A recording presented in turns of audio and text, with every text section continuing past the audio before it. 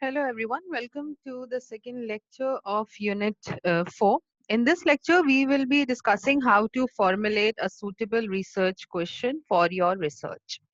For example, in the previous lecture, we were discussing what is a problem statement and what do you discuss in the problem statement. So in the problem statement, you were discussing the main issue. You were talking about why is it important to, solve that issue. And from there, you would be developing your question. So how do you develop that? In your qualitative research, you will usually have one main question, one broader question, and from there you will be developing some of the sub questions that will narrow down your focus of the study.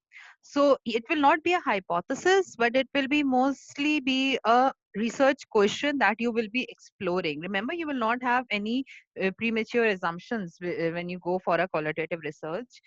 So again, as I said, you will have one or two major questions, and then there might be some more sub questions, but you won't have a lot of questions. I mean, there will be some questions would be there, but there won't be a lot of them.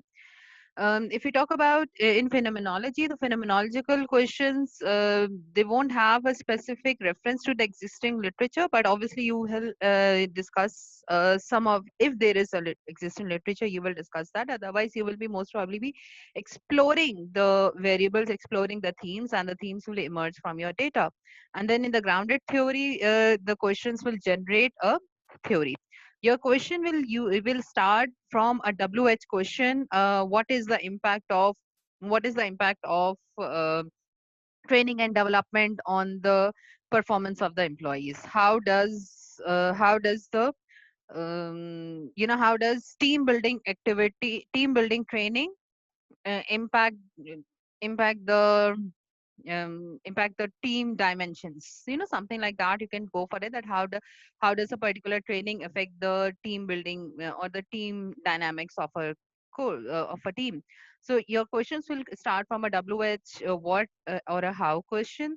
You will, in a single question, you will be talking about one single phenomena, because you are allowed to have two or three questions, so each phenomena will have a particular question. These will be usually open-ended questions, and you will specify the participants, as you may specify the participants and the research site as well, until unless they have been stated. You are very clear that you are only talking about the marketing department of a company, so you don't exactly say that what is the effect of training and development on the marketing employees. No, because you've already explained that. But if you are talking about two or three different departments, then you will need to specify in the each question.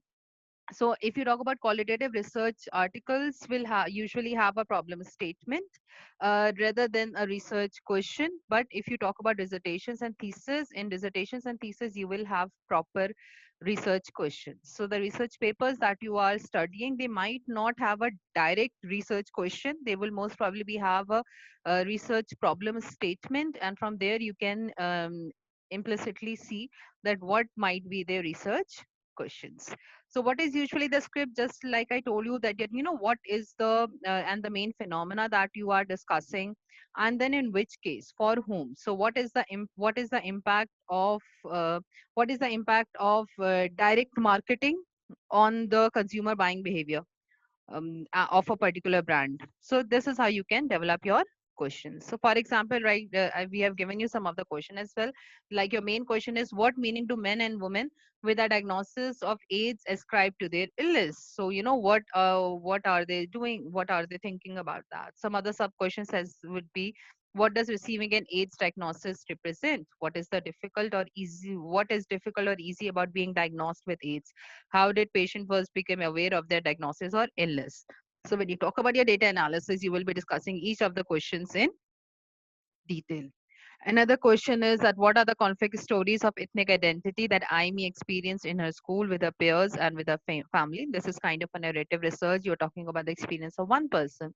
Then there are some sub questions, that when and how did school experiences contribute to her identity? How might the peer experiences have contributed? How did the family experiences, describe the influential? So, we divided the each phenomena into different questions. So school experiences, peer experiences, and then family experiences.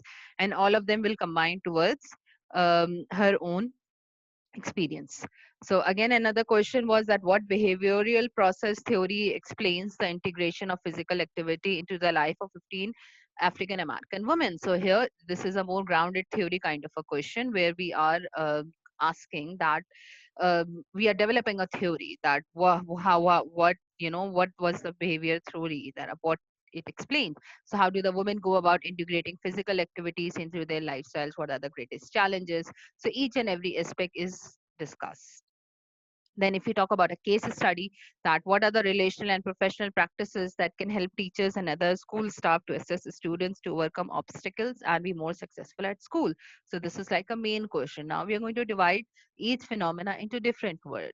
For example, what relational practices does the teacher describe as helpful for students to overcome? So, uh, does the relational practices does the teacher describe, and then what relation practice does this teacher perceive, that how is she describing, then how the teacher is perceiving, and then what professional teacher practices are attributable to, what are her professional practices that would attribute to the school success.